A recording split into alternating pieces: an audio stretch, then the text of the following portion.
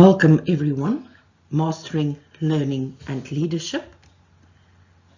Today we are dealing with Module 2, Leadership.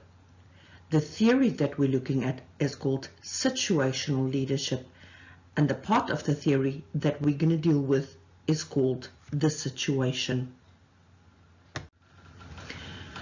If we look at the 4 parts of the module, we are currently here.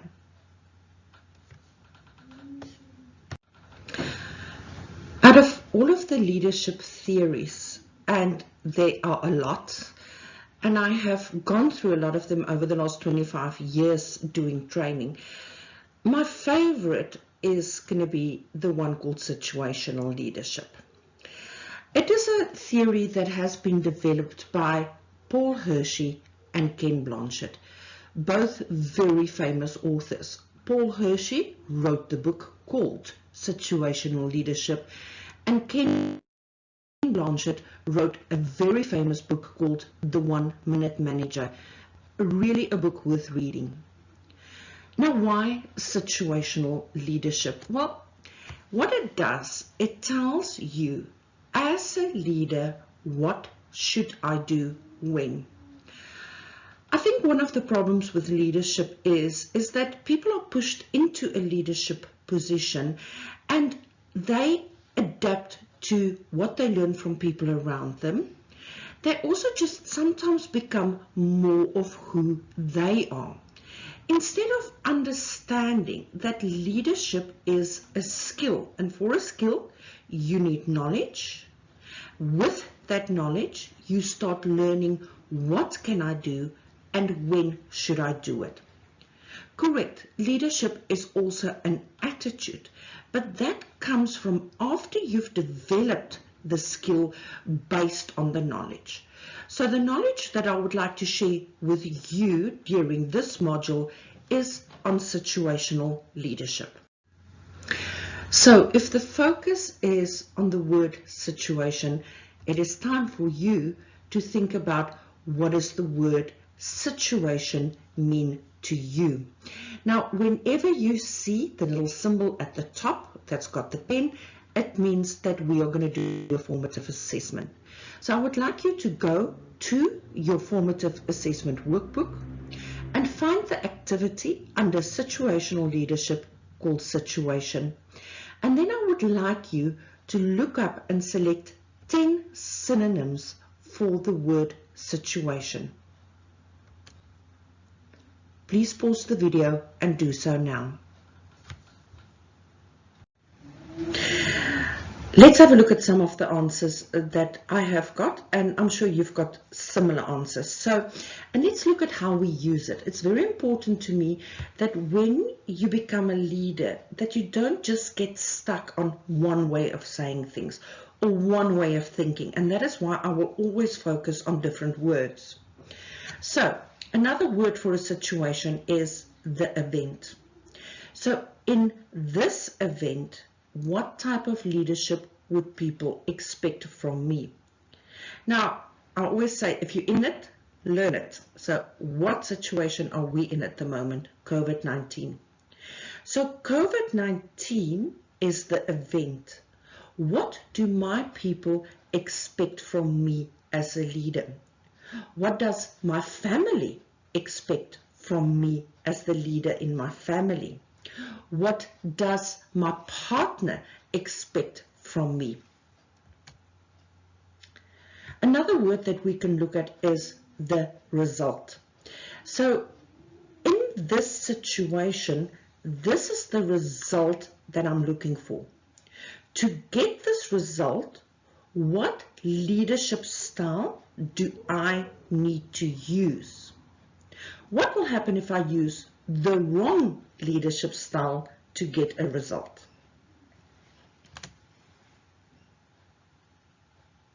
It can also refer to a job or a task. So within this situation, what job or a task do I as a leader need to do so that I can get the correct results within the specific event? Let's look at it another way. If I do performance management and I'm looking at your job, What leadership style do I need to use to assist you in becoming better in your job or to help you to do a task in a different way? Position. In my position as a leader, what authority do I have to implement certain jobs and tasks, to implement certain systems so that I can get results within an event? Circumstances. Under these circumstances, what leadership style would be the best to get a specific result from people? And the last one that I'm going to look at here is the environment. In an environment where people are conflicting, what type of leadership result do I need? In an environment where people are actually getting on very well with each other, what type of leadership style do I need there? So the purpose of this exercise is for you to understand how words can guide you in the type of leadership that you need. I would also like you to start using them when you communicate. One of my pet hates is when people say, but they don't know what to do with their job. They don't know how to deal with the situation. That is poor leadership, and it's poor language. Instead of they and instead of that, rather use the event. In this event, this is what I would like my people to do. Under these circumstances, we need to pull together so that we can get that result. When you use good language, you get people's attention.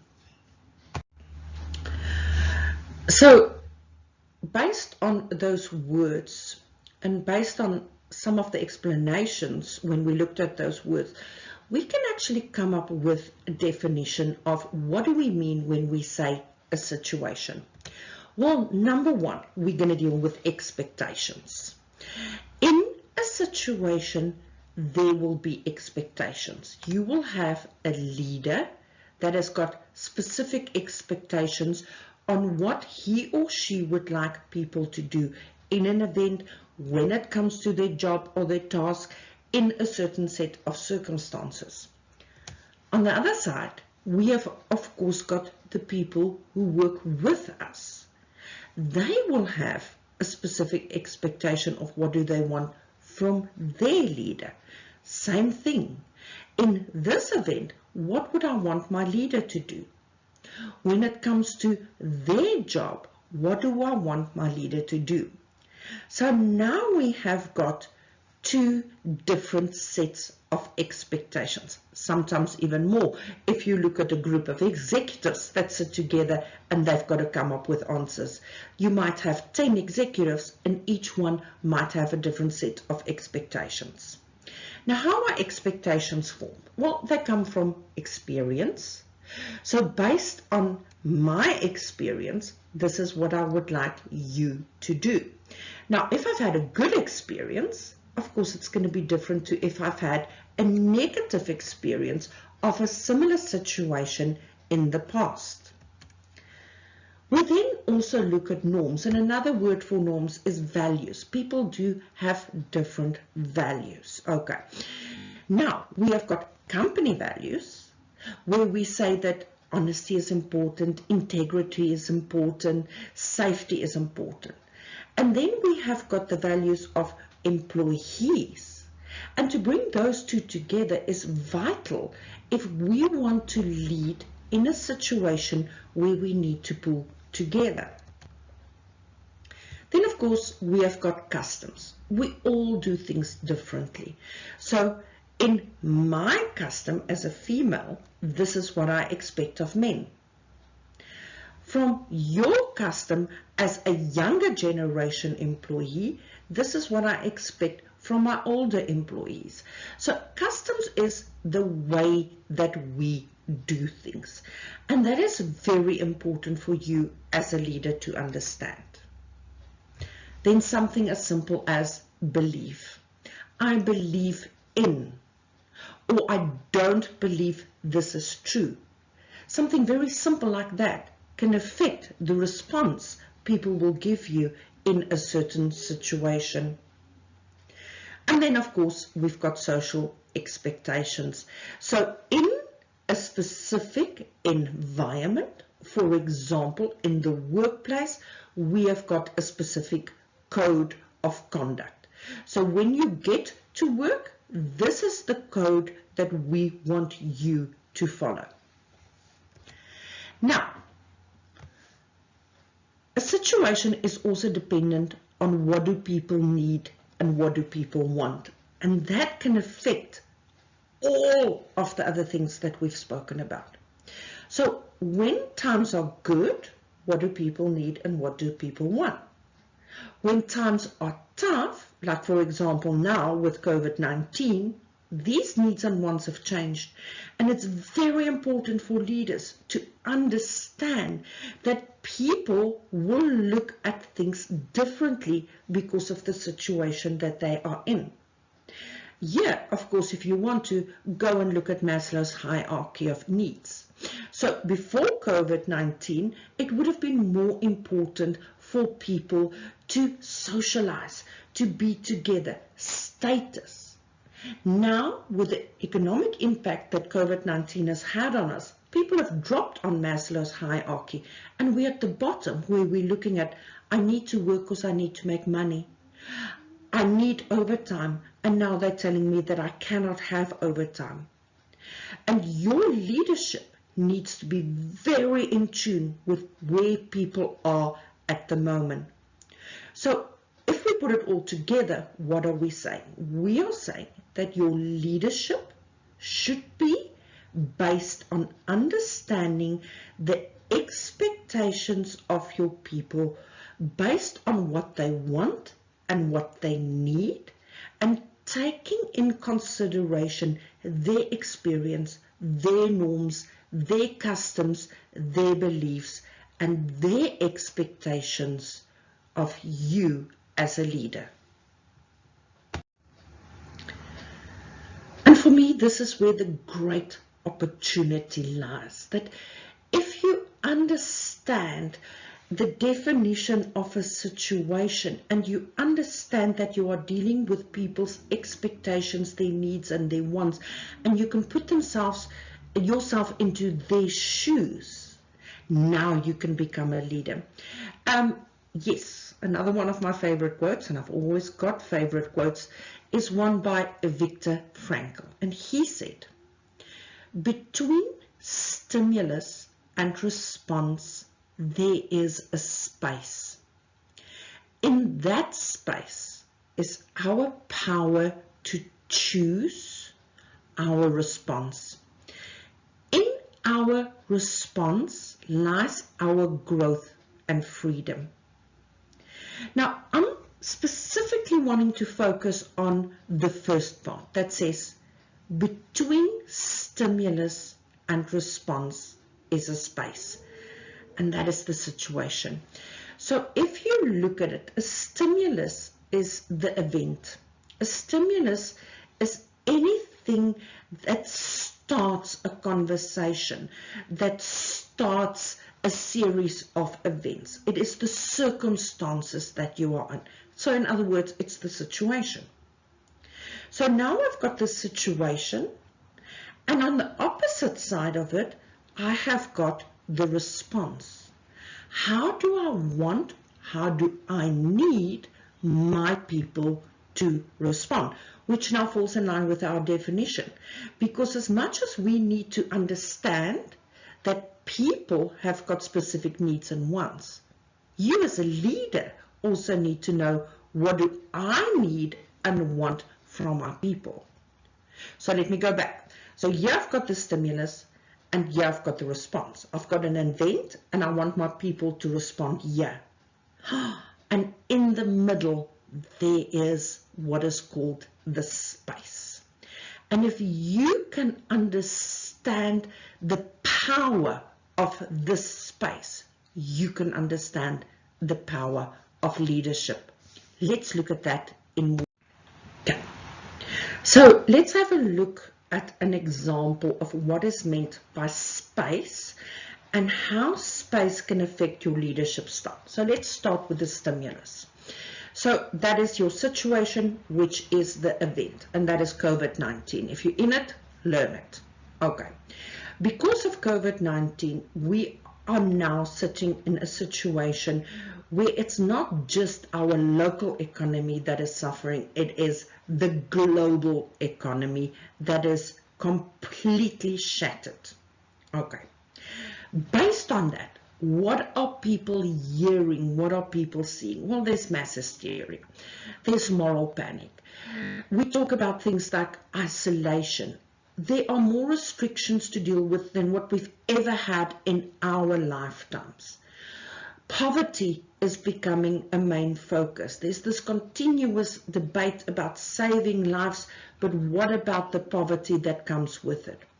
And then, of course, there are those people that says, but mining will never recover. The economy will never recover. It's going to take 6 years for the economy to get back onto your feet. So we need to, as a leader, understand that while we are now going to lead, this is the situation that people are in. With it, of course, they are noticing through social media threats. Massive companies are closing. We in South Africa heard the news that Edgar's, a place that's been with us forever, is now going to close their doors. South African Airways, that's been with us since the day that I started flying, is definitely not going to make it. We are hearing things like Hertz, that is the car rental company, needs to shut its doors. We are seeing pictures of people queuing in line to get food. Immediately, the people that you are dealing with is going to feel, but what about me? And there's always going to be the feeling that they are next in line. So now, as a leader, you've got the situation and you've got your people. And their outlook of the situation is doom and gloom. And immediately what happens is they will go into fight or flight, which you can look at more in the video on how your brain works. And then the main emotion that we're going to deal with is fear. The fear of losing their jobs, the fear of not being able to provide. Now, generally what we notice companies do now is they respond to it in the old way. So what happens? They bring the typical message of fear and gloom and doom to their people. So generally what happens is they say employees are called in, and for the first time in 10 years they get to meet the CEOs of the company.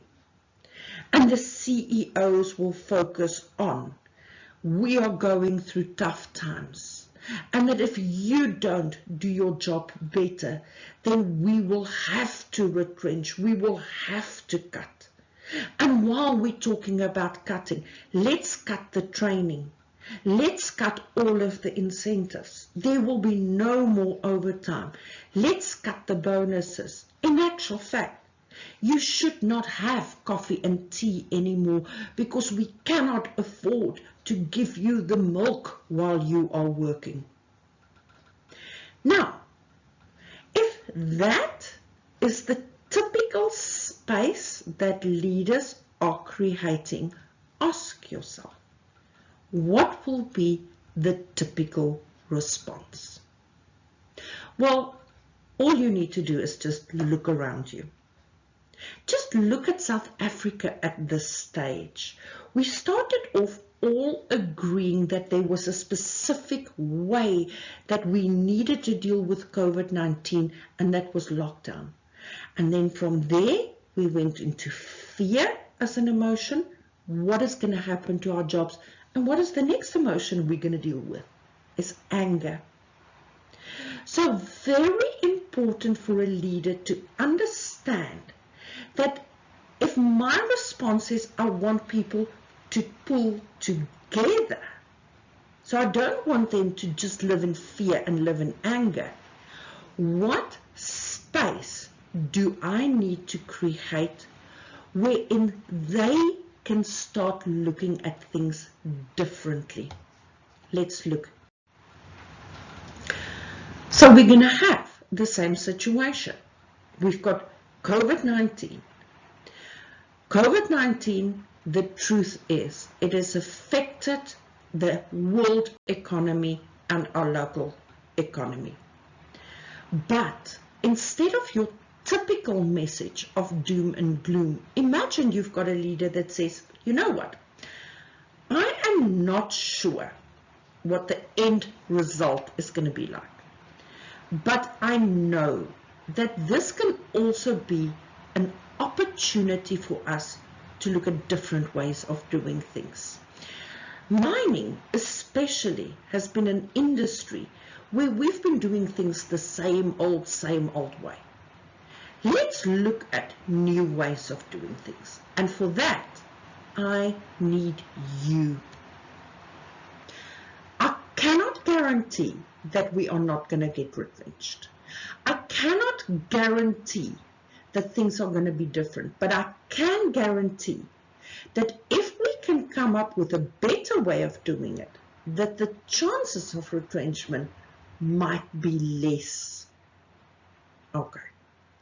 So now, instead of fearing of losing your job or the fear of not providing, I want you to look at this as an opportunity where we can do things differently. So now, instead of, I am here to tell you that you've got to pick up your socks, I am here to ask you, how can we make this work in the situation that we are in? And if you need more training, I can give it to you. Let's look at different incentives. I might not be able to give you an incentive in terms of money, but there might be another way of doing it. Let's create new ways of looking at time. Maybe even share our bonuses. So the point here is that great leaders, and remember when we started the module, we looked at Winston Churchill that says the price of greatness is responsibility. So if we look at that quote and we look at great leaders, it is how do I as a leader respond with my ability? Have I got the ability to move my people with me, or is my ability to keep them where they are? So the first thing that you need to be very clear on is, what do I want my outcome to be? Because that is the beginning of the space. Stephen Covey always used to say, you begin with the end in mind. So if I want people that will work together as a team, what do I want that to look like? If I want the result to be that we increase our production, what do I need that to look like? So begin with the end in mind. Also then understand that if that is my outcome, you need to be very clear on what do I need to give based on what do people expect from me in the situation.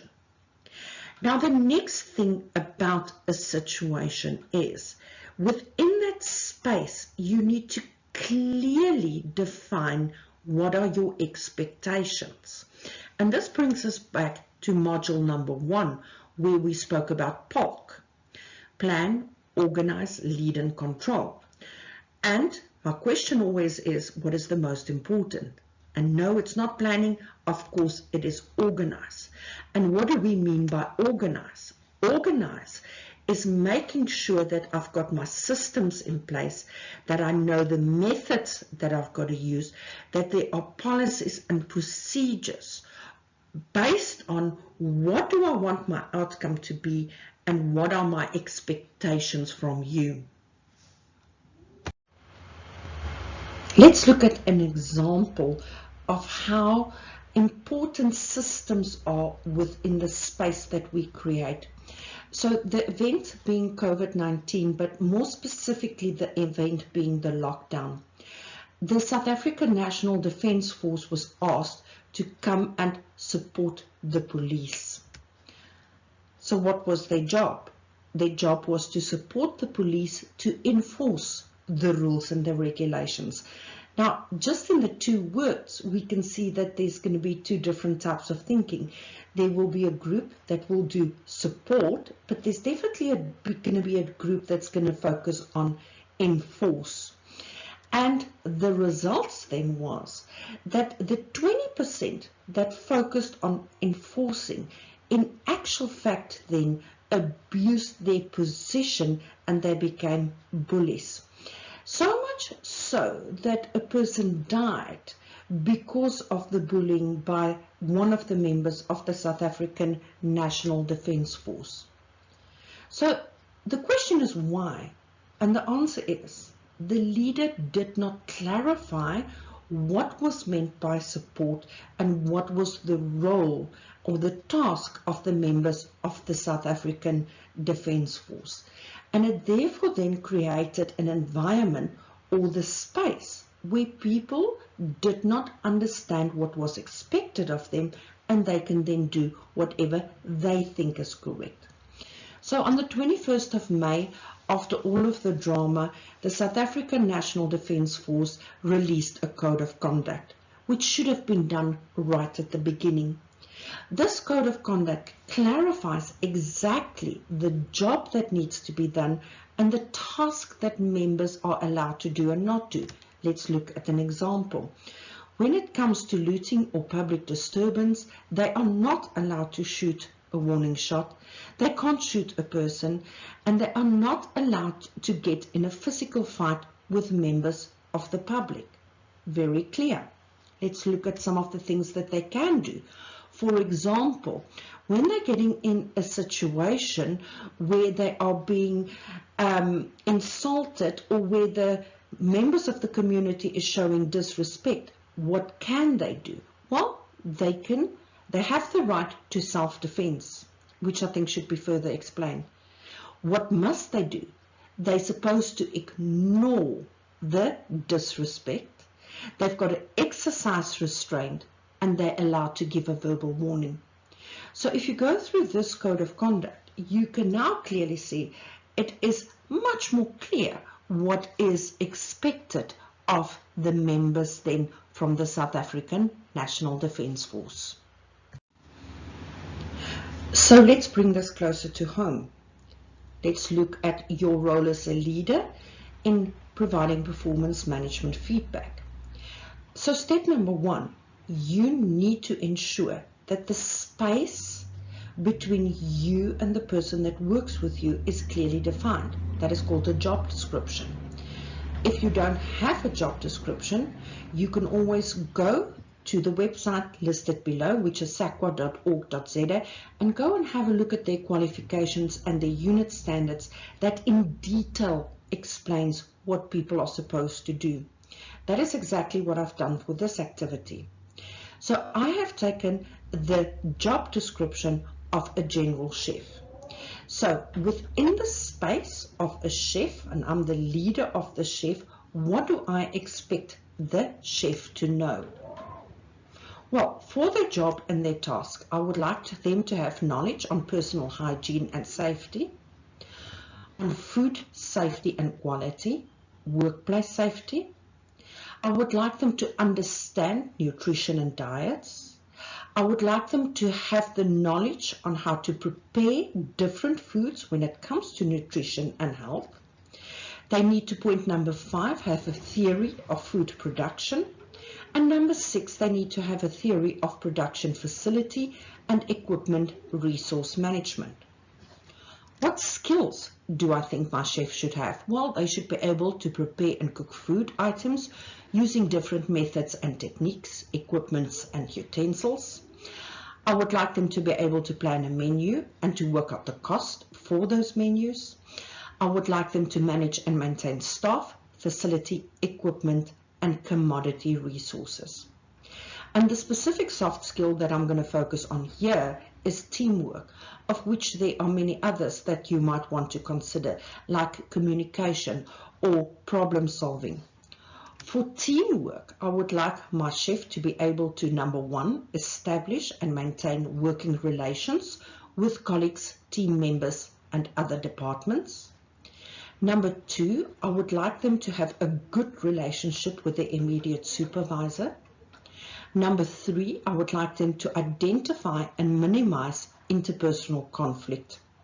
And the last one is I would like them to establish and maintain relationship with their customers and suppliers. So when I need to give feedback, one of my pet hate when I deal with team leaders, supervisors, and managers, and I ask them, so tell me about your chef and how is he doing? And they say to me, he's useless. He can't do the job. Well, that is impossible, and that is lazy leadership. You should be able to go to the space and clearly identify which aspects within the space your chef or your worker is not able to do. For example, you might say, my chef is good, but he definitely needs more theory on production facility and equipment resource management.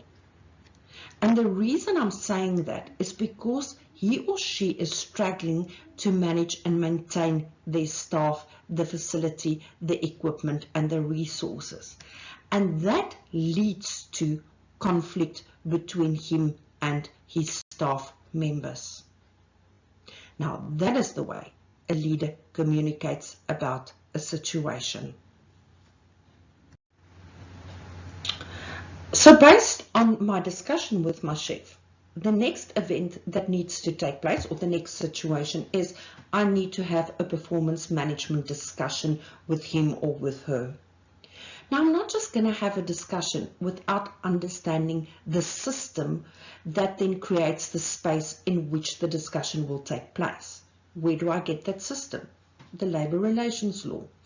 And within that system, it clearly gives me the guidelines of the questions I need to ask to identify the area or the reason for the poor performance.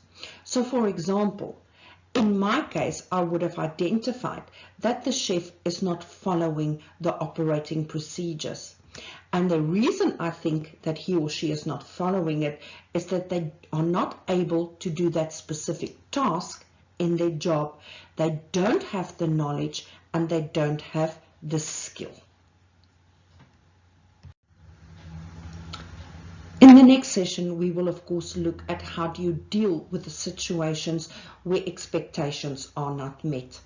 But this specific video dealt with understanding situations and how important it is for a leader to know that between an event and between the response to an event is the space, and it is within that space that your leadership potential lies.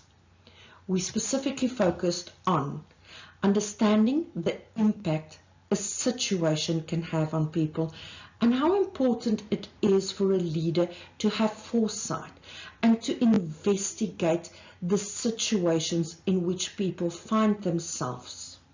Secondly, to understand the impact you have on the situation and of course on the outcome of the situation.